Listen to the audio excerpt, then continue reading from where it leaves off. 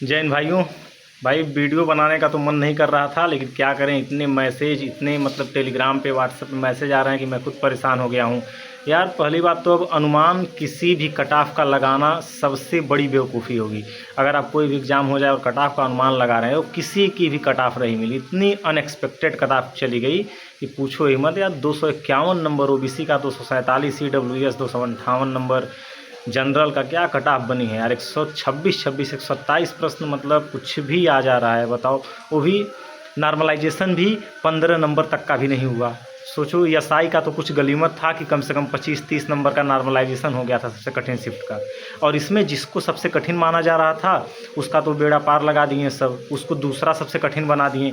9 के सेकंड वालों की एकदम मौज हो गई है भाई। देखो इस वीडियो में मैं आप लोगों को नॉर्मलाइजेशन बता दे रहा हूँ। अब कर ही क्या सकते हैं, जिसका नाम आया होगा उसके लिए भाई शुभकामनाएं हैं, आगे की तैयारी अपना करिए, रनिंग करिए।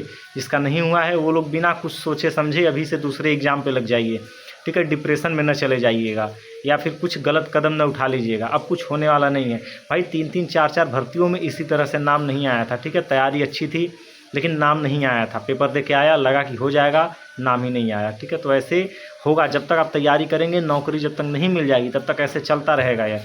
अभी तो देखो जिसका नाम आया है उसमें कई लोग फाइनल मेरिट में बाहर होंगे, तो सोचो उस समय उनको कितना दुख होगा। अभी आप लोगों को जितना दुख अभी नाम न आने से हुआ है ना, उससे दोगुना दुख जब वो फाइनल मेरिट में बाहर हो जाएंगे। इतना मेहनत करके दौड़ेंगे, फिजिकल देंगे, लेकिन फाइनल मेरिट जब आएगी तो उसमें पता चला 1 नंबर से 2 नंबर से बाहर हो गए ना, तो उस समय उनके दिल से पूछना कि क्या उन पर गुजर रही होगी। तो फिलहाल अभी मैं आप लोगों को नॉर्मलाइजेशन बता देता हूँ किस शिफ्ट में कितना हुआ। मैंने अपने टेलीग्राम पे मतलब एक पोल लगाया था, उसमें बहुत सारे लोग कमेंट किए हैं, और यूट्यूब पे कमेंट से देख करके सब कुछ मैं बता दे रहा हूँ कि नॉर्मलाइजेशन कितने का हुआ है। यह एकदम सही नॉर्मलाइजेशन है, ठीक है। अच्छा एक बात और, इसमें भी यूपीएसआई की तरह नॉर्मलाइजेशन हुआ है। सारे बच्चों का एक ही शिफ्ट में अलग अलग बच्चों का अलग अलग नॉर्मलाइजेशन हुआ है। हालांकि ज़्यादा अंतर नहीं है, एक नंबर का, 2 नंबर का, मैक्सिमम 2 नंबर का अंतर है, ठीक है, एक शिफ्ट के नॉर्मलाइजेशन का। जैसे किसी को अगर 10 नंबर का नॉर्मलाइजेशन मिला तो हो सकता है उसी शिफ्ट में किसी को 9 का मिला हो या किसी को 11 का मिला हो। इस तरह से हुआ है नॉर्मलाइजेशन। तो देखो 8 की फर्स्ट शिफ्ट में मैं आपको बता दूँ 10.5 नंबर से लेके 11 नंबर तक का नॉर्मलाइजेशन हुआ है, ठीक है। आपका जितना फाइनल आंसर की में स्कोर है उसमें आप इतना जोड़ लीजिएगा, उसके बाद कितना एक्स्ट्रा है वो देख लीजिएगा, ठीक है। अभी मैं आपको बताऊंगा, एक अनुमान लगा सकता हूं कि फाइनल मेरिट कितनी बढ़ेगी, हालांकि क्या आप बताएं, गलत भी हो जा रहा है अनुमान। 8 की सेकंड शिफ्ट में 1.5 से 2 नंबर, सबसे आसान शिफ्ट मुझे लगता है यही थी। हाँ 8 की सेकंड को देखो सबसे आसान बना दिया गया, पता नहीं कैसे, कुछ समझ में नहीं आ रहा है। पहले ही दिन पेपर था, 8 की सेकंड वालों को तो पेपर का पता भी नहीं चला है, तब तक वो सेंटर पे पहुंच गए होंगे। पता नहीं कैसे 8 की सेकंड सबसे आसान बन गई यार। 9 की फर्स्ट शिफ्ट में 3.5 से 4 नंबर तक का, ठीक है, 3.5 से 4 नंबर तक का नॉर्मलाइजेशन मिला है 9 की फर्स्ट में। 9 की सेकंड में 11 से लेकर 13 नंबर तक का सबसे कठिन शिफ्ट माना गया है 9 की सेकंड को।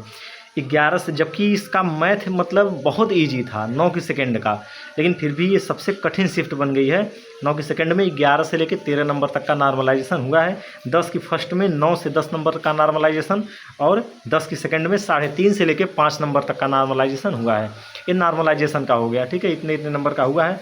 अब आप लोग इस हिसाब से अपना नंबर इंक्रीज कर लीजिएगा। अब मान लो किसी का, जैसे ओबीसी कट ऑफ 251 गई है और उसका राय स्कोर 248 रहा होगा, और उसका पेपर 10 की सेकंड में रहा होगा, ठीक है, तो उसका कितना नंबर होगा, मुश्किल से 252 होगा, 252-53 होगा। कट ऑफ ही गई है 251 पे, तो उसका मतलब 2 ही नंबर एक्स्ट्रा होगा।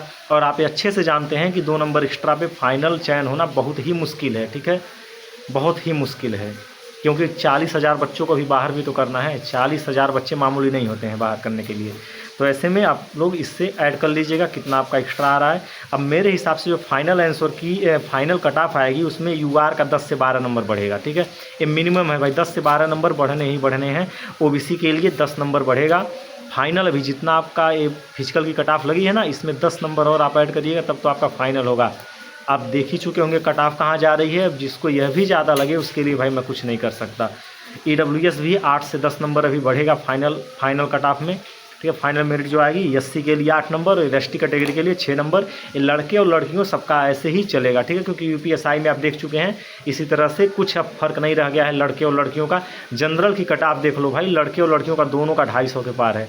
क्या आप कहेंगे, कंपटीशन इतना बढ़ गया है कि पूछो मत, ठीक है। अब सरकारी नौकरी पाना आसान नहीं है भाई। मुझे तो अब मतलब डर लगता है कि हम लोग 60,000 वाली में चुन करके आ गए, नहीं तो कहीं हम लोग भी ऐसे लटके ही रह जाते हैं। ठीक है, तो और मेहनत से आप पढ़ाई करिए। अभी कई भर्तियां आगे आने वाली हैं, एक वीडियो में बनाऊंगा आगे आने वाली भर्तियों पे। फिलहाल अभी आप लोग इस गम से बाहर होइए, जिसका नहीं हुआ, जिसका हो गया वो लोग रनिंग करो भाई। और जो लोग एकदम बॉर्डर पे हो वो लोग तो मैं कहूँगा पढ़ाई ना छोड़ना, पढ़ाई में एकदम लगे रहो। ठीक है, दौड़ते रहो, फिजिकल देने जाना, डीवी करा लेना, उसके बाद नाम आ जाएगा तो ठीक है, नहीं आएगा तो कोई दिक्कत नहीं।